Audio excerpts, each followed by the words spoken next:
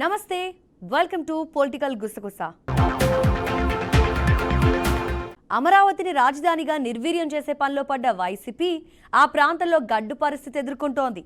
అమరావతి పరిధిలో 2 వైసీపీ ఎమ్మెల్యేలు ఇప్పటికే ఆ పార్టీకి దూరమయ్యారు.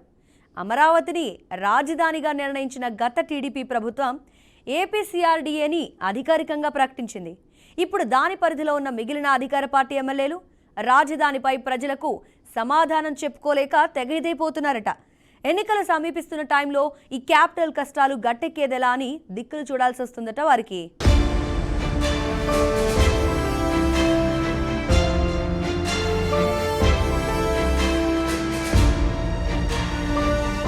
ఏపీలో ఎన్నికల నగారం మోగే టైం దగ్గర పడుతోంది. సాధారణంగా అధికారంలో ఉన్న పార్టీ చేసిన అభివృద్ధిని ఫోకస్ చేసుకుంటూ ఎలక్షన్స్కు ప్రిపేర్ అవుతుంది.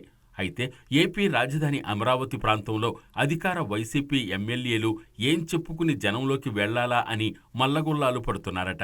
ఏపీ విభజన తర్వాత అధికారంలోకి వచ్చిన టీడీపీ అమరావతిని రాజధానిగా నిర్ణయించి ఏపీసీఆర్డీఏని ఏర్పాటు చేసింది. ఏపీసీఆర్డీఏ అధికార పరిధిలో విజయవాడ, గుంటూరు, మంగళగిరి, తాడేపల్లి మున్సిపల్ కార్పొరేషన్లు, అటు జగ్గయ్యపేట నుంచి ఇటు సత్తెనపల్లి, పొన్నూరు, తెనాలి వరకు ఉన్న 9 మున్సిపాలిటీలు, ఉయ్యూరు పంచాయతీలను చేర్చారు.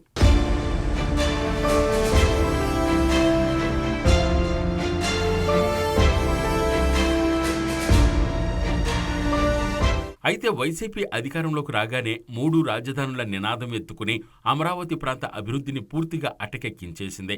దాంతో అమరావతికి భూములిచ్చిన రైతుల ఉద్యమం నిరంతరంగా కొనసాగుతూ వస్తోంది. వారి న్యాయ పోరాటంతో ఇంకా 3 రాజధానుల అంశం కోర్టు పరిధిలోనే ఉంది. ఆ క్రమంలో 3 రాజధానుల ఏర్పాటులో వైసీపీ సర్కార్ ఒక్క అడుగు కూడా వేయలేకపోతోంది.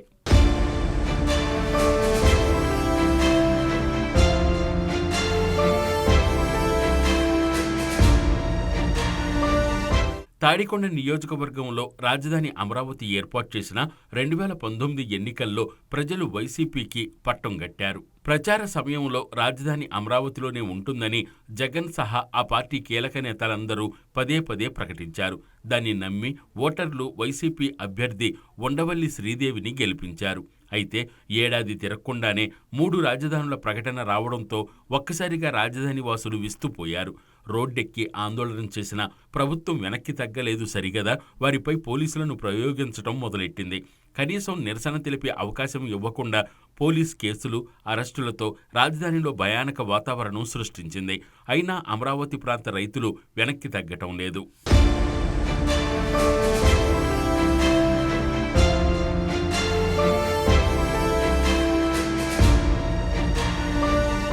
నాలుగేళ్ల తర్వాత నిరంతరాయంగా రైతులు పోరాటం చేస్తున్నా ప్రభుత్వం పట్టించుకోలేదు. ఆ క్రమంలో తాడికొండ నుంచి ప్రాతినిధ్యం వహించిన ఎమ్మెల్యే శ్రీదేవి కూడా జగన్ మాటకు ఎదురు చెప్పలేని పరిస్థితి ఏర్పడింది. ఎమ్మెల్సీ ఎన్నికల సమయంలో విప్పు ఉల్లంఘించారని వైసీపీ నుంచి ఆమెను సస్పెండ్ చేశారు. ఆ తర్వాత ఆమె లోకేష్ పాదయాత్రలో పాల్గొని అమరావతిపై జగన్ ప్రభుత్వం కుట్రలు పన్నుతోందని ఆరోపణలు గుప్పించారు. రాజధాని విషయంలో గట్టిగా మాట్లాడలేకపోయినందుకు ప్రజలకు బహిరంగ క్షమాపణ చెప్పారు.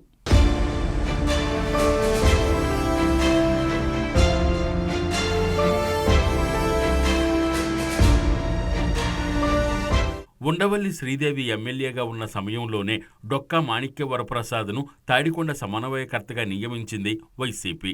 రోజుల వ్యవధిలోనే డొక్కా స్థానంలో కత్తెర సురేష్ కుమార్కు బాధ్యతలు అప్పచెప్పారు. అప్పటి నుంచి సురేష్ కుమార్ నియోజకవర్గంలో పార్టీ కార్యకలాపాలను నిర్వహిస్తున్నారు. ఇటీవల సురేష్ను తప్పించి ప్రత్తిపాడు ఎమ్మెల్యే మేకతోటి సుచరితను సమన్వయకర్తగా నియమించారు. ఈ పరిణామాలపై సామాజిక బస్సు యాత్ర వేదికగా డొక్కా మాణిక్యవర ప్రసాద్ తీవ్ర అసంతృప్తి వ్యక్తం చేయడం గమనార్హం. తన ప్రమేయం లేకుండానే తాడికొండకు సమన్వయకర్తగా నియమించడం, తొలగించడంపై ఆవేదన వ్యక్తం చేశారు. ఈ నియోజకవర్గం నుంచే డొక్కా 2 సార్లు ఎమ్మెల్యేగా గెలిచి మంత్రిగా కూడా పనిచేశారు.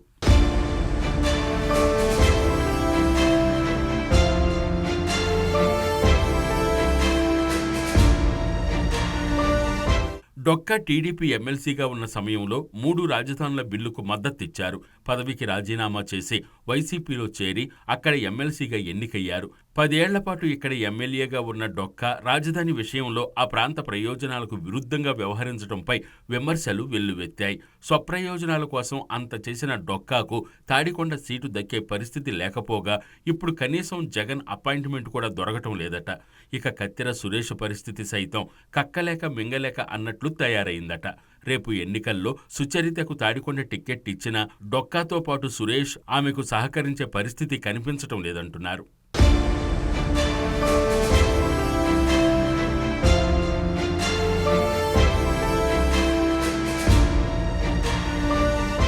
అమరావతి రాజధాని ప్రకటన నాటి నుంచి దాన్ని వ్యతిరేకిస్తూ న్యాయస్థానాల్లో కేసులు వేసి అప్పటి ప్రభుత్వాన్ని మంగళగిరి ఎమ్మెల్యే ఆళ్ల రామకృష్ణారెడ్డి ఇబ్బంది పెట్టే ప్రయత్నాలు చేశారు. 2019 ఎన్నికల సమయంలో రాజధాని ఇక్కడే ఉంటుందని, ఆ విధంగా జగన్ను ఒప్పిస్తానని పదే పదే చెప్పారు.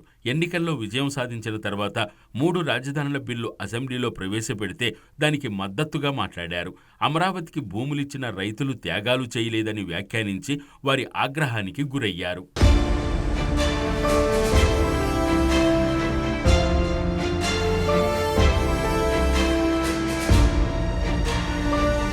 రెండు 2019లో కృష్ణానదికి వరదల సమయంలో రాజధానిని ముంపు ప్రాంతం అంటూ వివాదాస్పద వ్యాఖ్యలు చేశారు ఆర్కే. రాజధానిలో రైతులు 4 ఏళ్లుగా రోడ్డెక్కి ఆందోళన చేస్తుంటే కనీసం పలకరించిన పాపాన పోలేదు. జగన్ సర్కారు కోసం అంత చేసినా 4 ఏళ్ల తర్వాత ఆయన సీన్ రివర్స్ అయింది.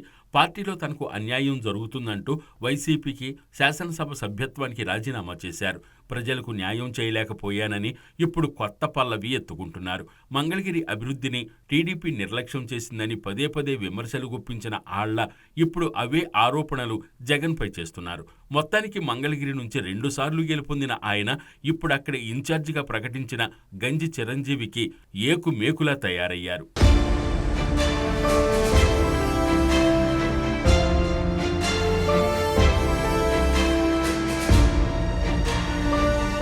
మరోవైపు టీడీపీ జాతీయ ప్రధాన కార్యదర్శి నారా లోకేష్ మంగళగిరి నియోజకవర్గంలో కార్యకలాపాలు వేగవంతం చేస్తున్నారు.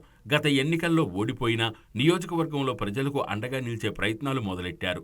యువగళం పాదయాత్ర ముగిసిన నాటి నుంచి నియోజకవర్గానికి వచ్చి వివిధ వర్గాల వారిని కలుసుకుంటున్నారు. పార్టీ పరంగా విస్తృత స్థాయి సమావేశం ఏర్పాటు చేసి శ్రేణులకు దిశానిర్దేశం చేశారు. ఇబ్బందుల్లో ఉన్న ప్రజలను సొంత నిధులు వెచ్చించి ఆదుకుంటూ తనదైన మార్కు చూపించే ప్రయత్నం చేస్తున్నారు.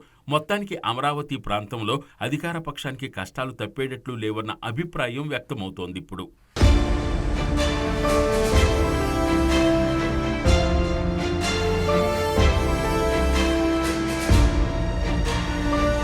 కాపు ఉద్యమ నేత ముద్రగడ పద్మనాభం ఇంటికి అభిమానులు భారీగా క్యూ కడుతున్నారు.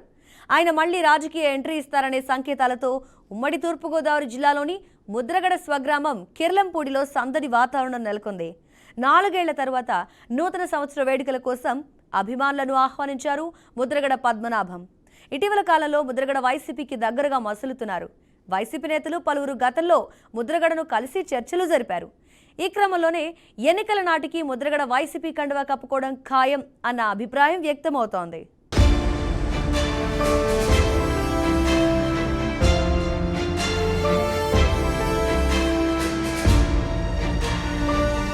కాపు ఉద్యమ నేత ముద్రగడ పద్మనాభం 2009 నుంచి క్రియాశీల రాజకీయాలకు దూరంగా ఉంటున్నారు. తునిలో కాపు రిజర్వేషన్ కోసం సభ నిర్వహించి అప్పట్లో రైలు దహనం కేసులో నిందితులయ్యారు. అప్పటి నుంచి అడపాదడపా మీడియా ముందుకు రావడం, లేకపోతే లేఖలు రాస్తుండటం మాత్రమే చేస్తూ వచ్చారు. ఆ క్రమంలో జగన్ ప్రభుత్వం వచ్చిన తర్వాత పవన్ కళ్యాణ్పై ఆయన విమర్శలు చేస్తున్నారు. అలాంటి ఆయన 4 ఏళ్ల తర్వాత న్యూ ఇయర్ సెలబ్రేషన్స్కి అభిమానులను కిర్లంపూడిలోని తన నివాసానికి ఆహ్వానించడంతో ముద్రగడ ఏం చేస్తారు, అసలు పొలిటికల్ రీఎంట్రీ ఉంటుందా, ఎన్నికల్లో పోటీ చేస్తారా అన్న చర్చ మొదలైంది.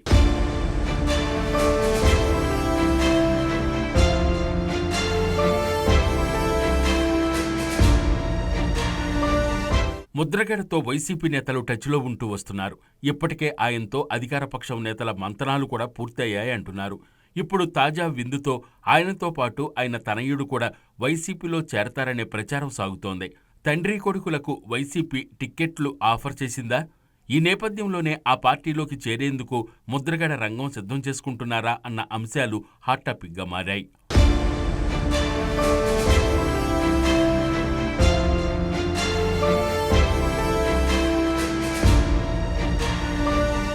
మొత్తం మీద ఏపీలో కాపు రాజకీయాలకు ఒకప్పుడు కేంద్ర బిందువుగా ఉన్న మాజీ మంత్రి ముద్రగడ పద్మనాభం తిరిగి యాక్టివ్ కాబోతున్నారా? జరుగుతున్న పరిణామాలు చూస్తుంటే అవుననే సమాధానం వస్తోంది. గత ఏడాది మేలోనే తుని రైలు దగ్ధం కేసులో విజయవాడ రైల్వే కోర్టు నిర్దోషిగా ప్రకటించిన నేపథ్యంలో ముద్రగడ కీలక వ్యాఖ్యలు చేస్తూ ప్రజలకు ఓ బహిరంగ లేఖ రాశారు. ఆ సందర్భంగా ముద్రగడ చేసిన వ్యాఖ్యలు చర్చనీయాంశమయ్యాయి. తన జాతిని అమ్మకం పెట్టడం గాని తాకట్టు పెట్టడం గాని చేయలేదన్నారు. ఉద్యమాలే ఊపిరిగా నడిచానని, జీవితమే పోరాటం, పోరాటమే జీవితంగా ఉద్యమాలు చేశానని ముద్రగడ పేర్కొన్నారు.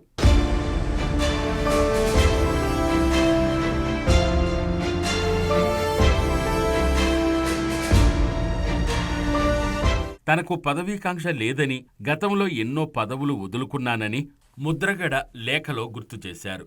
త్వరలో రాజకీయ భవిష్యత్తు ప్రకటిస్తానని ఆ లేఖలో పేర్కొన్న ముద్రగడ తాజాగా కిర్లంపూడిలో తన అనుచరులతో భేటీ అవడంతో ఎన్నికల లోపే తన రాజకీయ భవితవ్యంపై ప్రకటిస్తారన్న అభిప్రాయం వ్యక్తమవుతోంది.